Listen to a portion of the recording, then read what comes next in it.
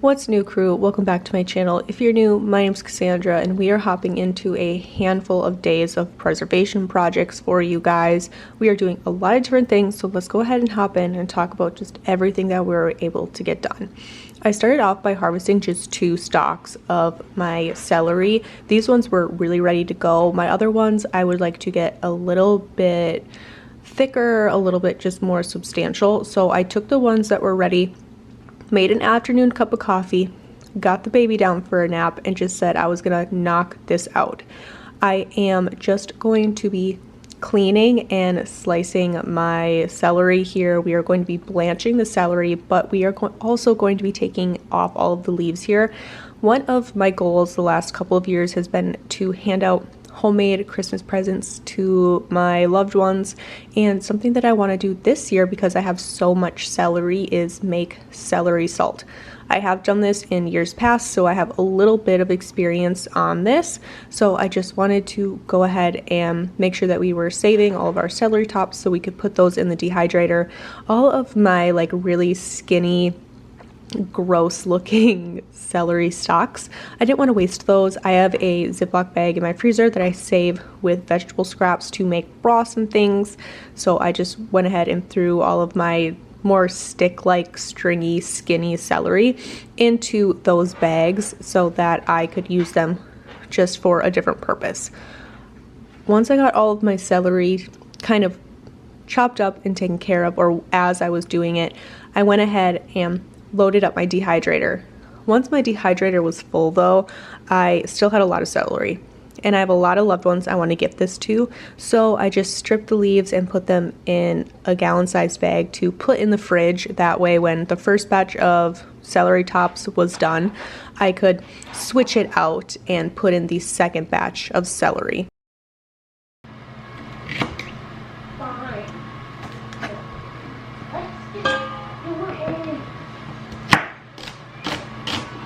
Wait a minute. Are you finding chat?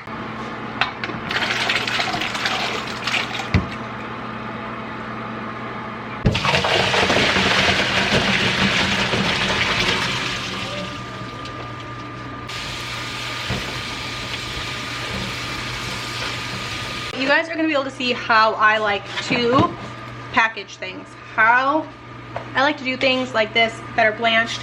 I'm not canning, and they're just gonna go live in the freezer, and I want meal-sized portions of these. These are just regular old Ziploc bags. They're not freezer bags, nothing. I buy these in bulk from Sam's Club. Very efficient that way.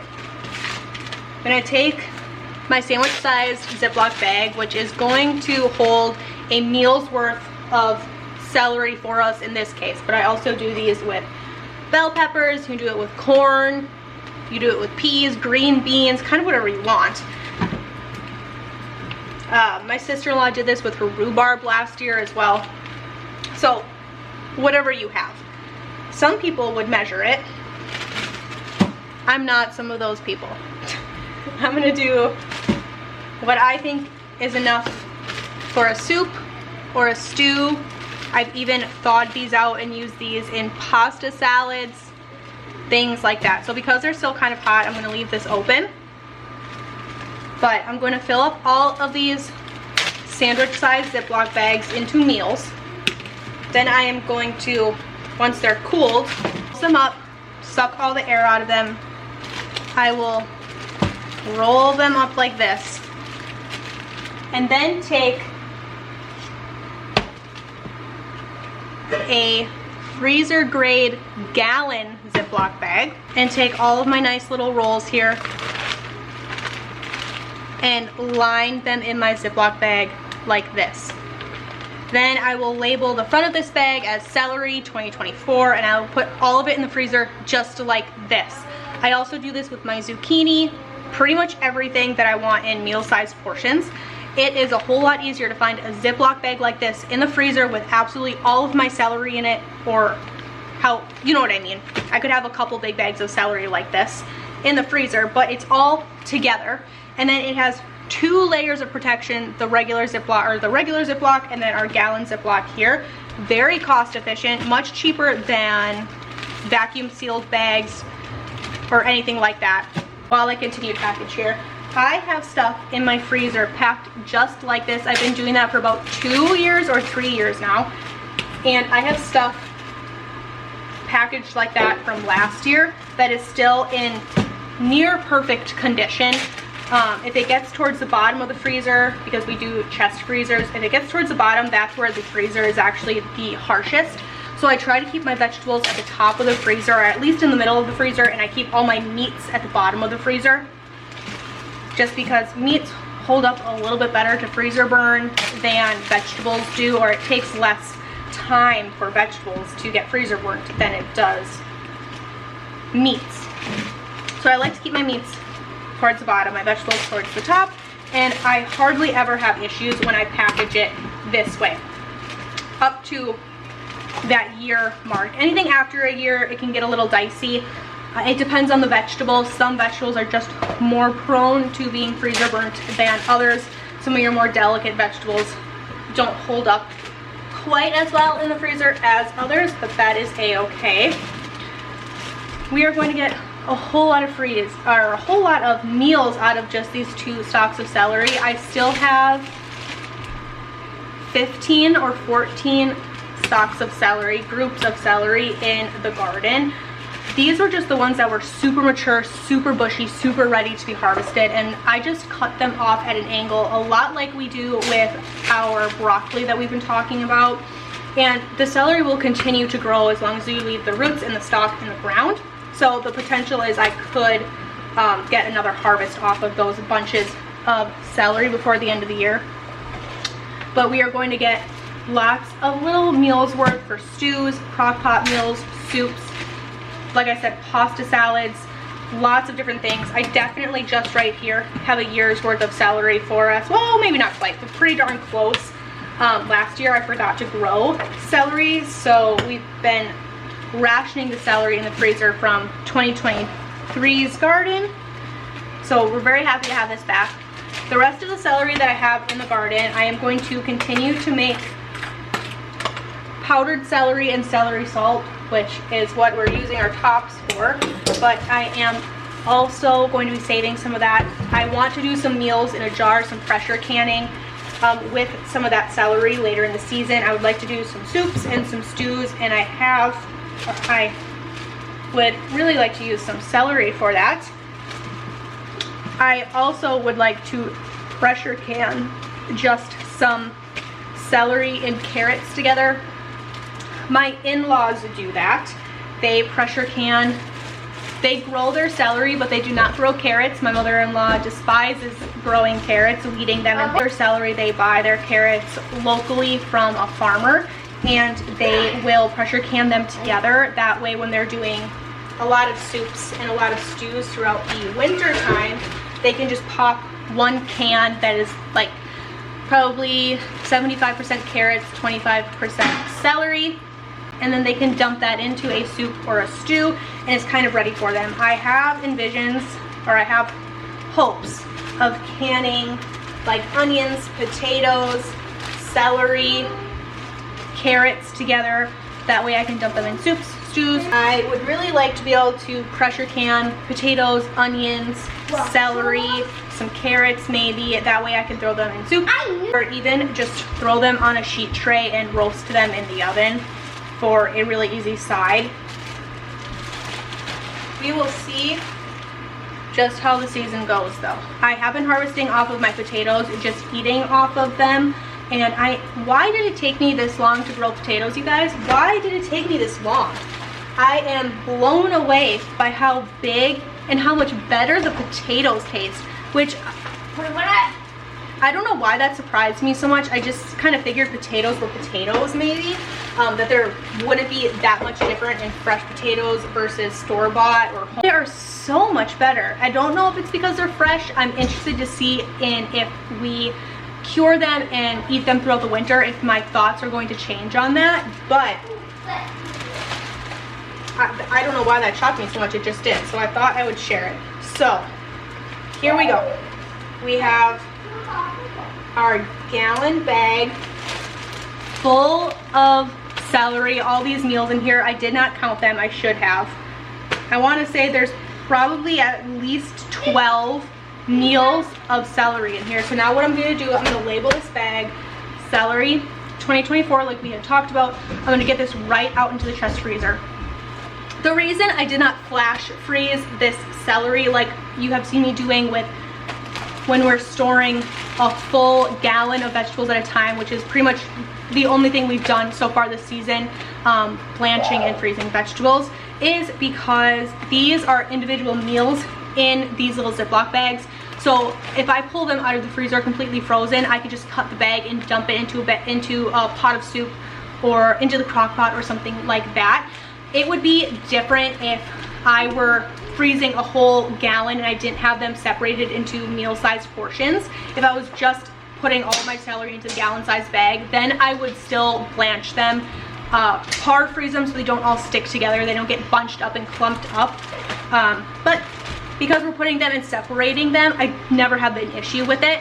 I can always take it, cut it out of the bag if I'm really want to defrost them, like if I'm putting it in a pasta salad or something and I still want to have it crunchy, because you can get that, they will still be crunchy, they're still very much that raw texture even from the quick blanch.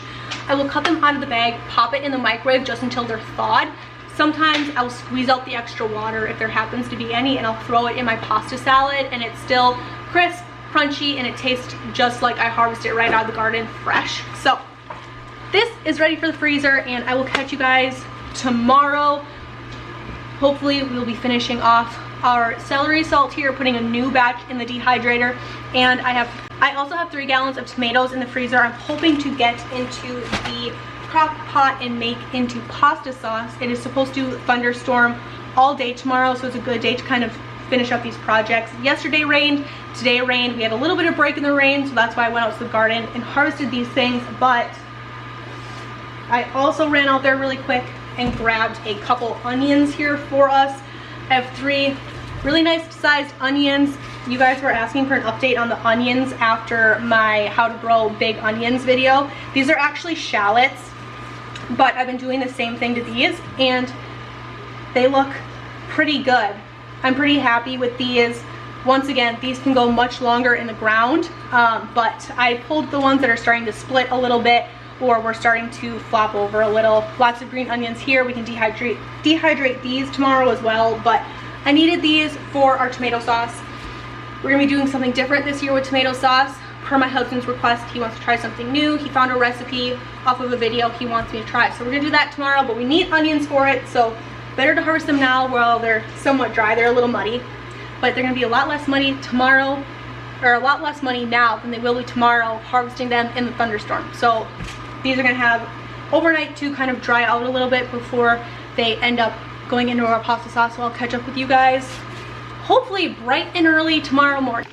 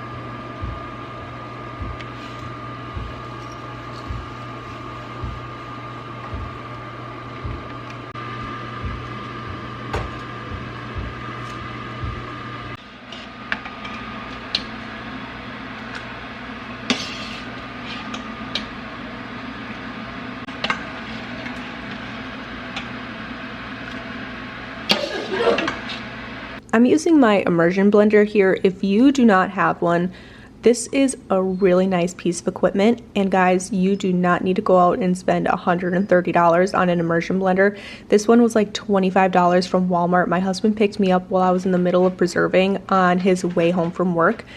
I've had it for 2 or 3 seasons now. Works fantastic.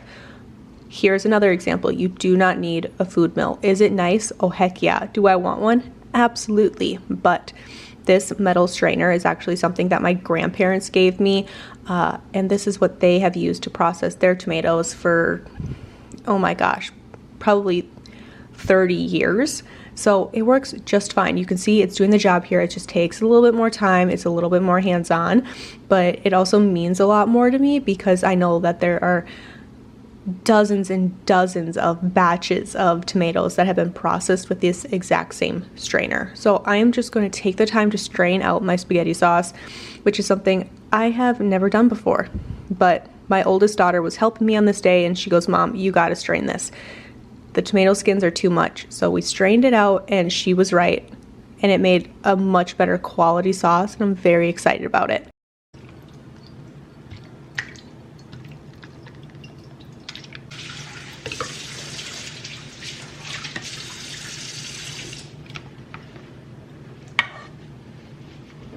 The next morning, I went ahead and unloaded the first batch of celery tops and loaded in the second batch.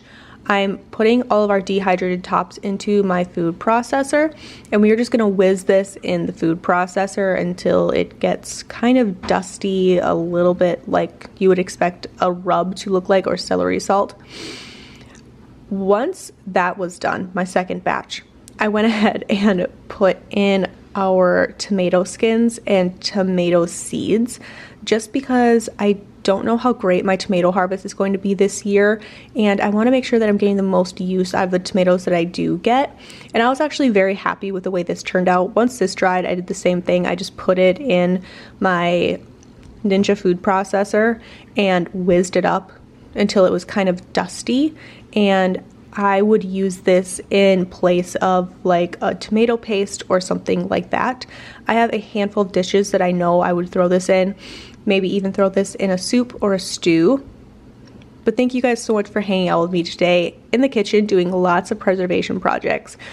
I hope that you guys are having a fantastic day wherever you are. Happy preserving, and I'll catch you guys in another one. I get lost inside my thoughts, and when I start to think, oh, the Tahoe closest starts to end up on the bridge.